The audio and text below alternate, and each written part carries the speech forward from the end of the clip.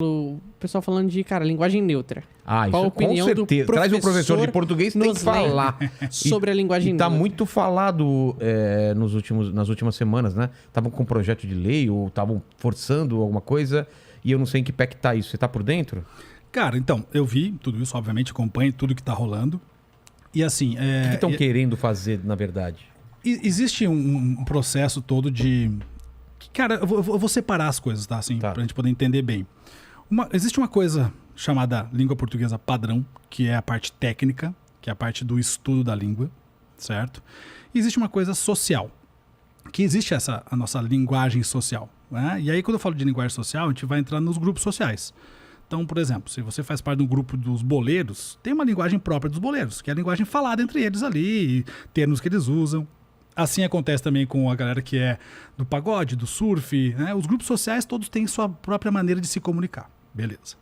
Então, duas coisas separadas. E existe isso, que é a linguagem falada, né, entre a galera, e existe o estudo da língua, que é a norma padrão. Quando eu falo estudo da língua norma padrão, eu tô falando da linguística. E aí tem muita gente que esquece que a língua é uma ciência. A língua é uma ciência. Sendo ciência, existem pessoas que estudam a língua. O que quer dizer que ela é uma ciência? Ela é uma ciência, assim como a biologia é uma ciência, a química é uma ciência, a física é uma ciência. Entendi. Tá? História, geografia, matemática, são ciências. E a língua portuguesa, ou melhor, a língua de modo geral, não só a portuguesa, mas as línguas também têm o estudo dela. O estudo da linguística é ciência. E esse estudo é baseado em comprovações de anos e aquilo que acontece hoje. Né? A gente tem a língua de hoje formada por uma estrutura de anos, né? Então, se eu falar da construção da língua portuguesa, a língua portuguesa nasceu lá na região da Lácio, na Itália. Tinha o latim vulgar, o latim nobre, o culto. O vulgar é que o povo falava. O vulgar é que o povo falava na meio região. Errado. Isso, que era uma linguagem mais solta, mais coloquial. Livre. Coloquial. Tá. E eu tinha o latim culto, que era dos nobres, né? A galera que tinha acesso ao estudo. O que aconteceu com a expansão do Império Romano? E agora vem a aula de história. A expansão do Império Romano, todos os soldados, né, que iam conquistando os espaços, eles faziam parte dos plebeus e falavam o latim vulgar. Esse latim vulgar foi chegando às regiões que foram sendo conquistadas. Então, cada vez que Roma conquistava uma região, tinha que deixar um pouco de soldado lá. Esse latim vulgar desse soldado misturava com os dialetos daquela região e ali surgiu uma nova língua.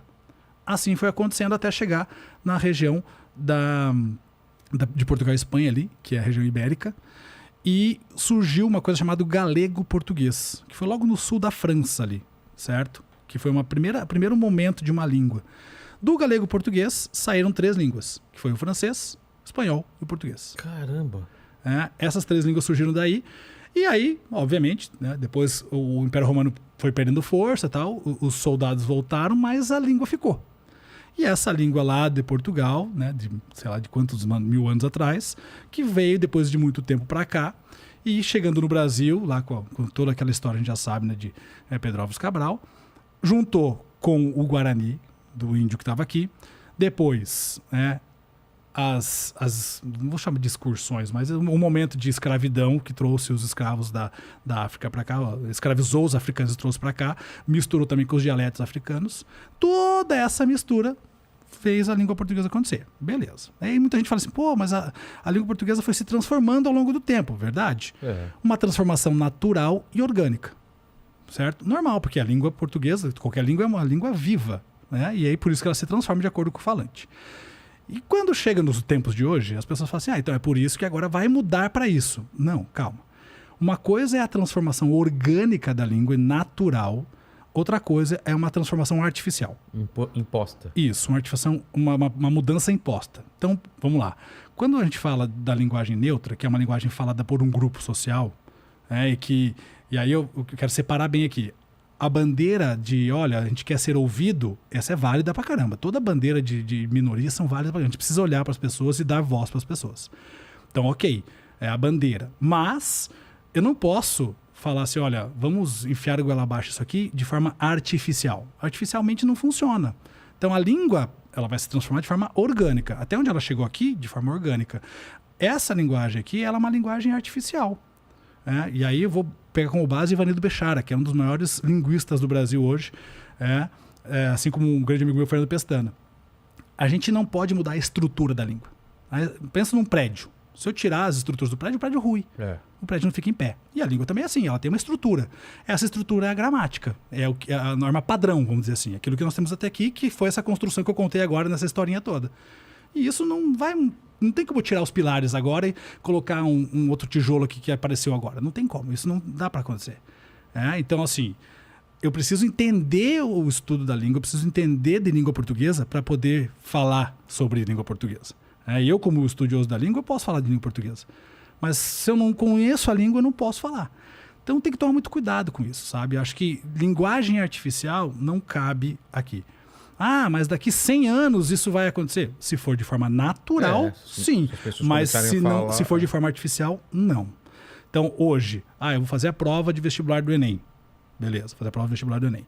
Vou escrever lá com a linguagem neutra, porque eu quero escrever assim devido ao meu grupo social e tudo mais. Cara, desculpa, mas prova de vestibular é norma padrão. Mas eu vou entrar na justiça. Desculpa, é norma padrão. Por que norma padrão? Porque todo mundo do Brasil inteiro precisa ser padronizado para que todo mundo entenda. Para que funcione como uma identidade de um povo. Então, não é querendo enfiar a goela abaixo, assim, né? Não, calma. Porque, por exemplo, vou entrar no outro ponto aqui. Geografia, né? Quando surgiu o terraplanismo? Terraplanismo, na geografia a gente sabe que não é verdade. É falta de estudo, falta de conhecimento. Antivacina, na biologia, também é falta de estudo, falta de conhecimento. Me parece muito isso, sabe? E aí é a questão também que se politizou tudo. E quando se politiza a ciência, dá ruim. Não dá para politizar a ciência. E a língua portuguesa é uma ciência, então não dá para a gente politizar também. Então, assim, as bandeiras são importantes, a gente precisa escutar todo mundo, dar voz para todo mundo. Eu valorizo todo mundo, acho que é importante isso, mas dentro da língua portuguesa não cabe essa realidade da linguagem neutra hoje, porque a norma padrão é a que vale. E se a língua mudar, ela vai mudar de acordo com a norma padrão, num processo natural. Mas peraí, mas a língua portuguesa é machista, tal. Não é. Não é. Por quê? Como eu contei a historinha lá de trás, né? Sim. Nasceu lá no latim. O latim tinha o gênero neutro, masculino e feminino.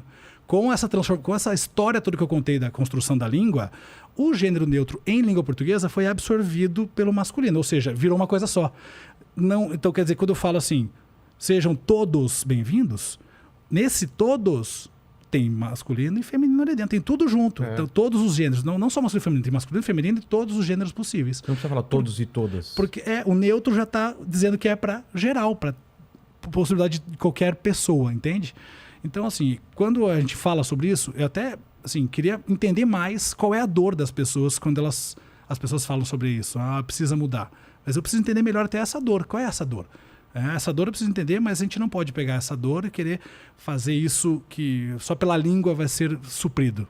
Porque a dor de uma bandeira de uma minoria, infelizmente, a língua não vai sanar.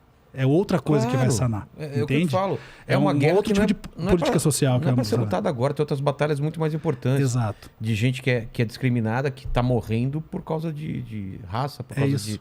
É isso. Então, assim, acho que precisa mudar um outro tipo de cabeça, um outro tipo de postura social em relação a isso. Não é esse tipo de batalha que tem que ser feita. A batalha é outra. A batalha é muito mais profunda em relação a isso. Com certeza.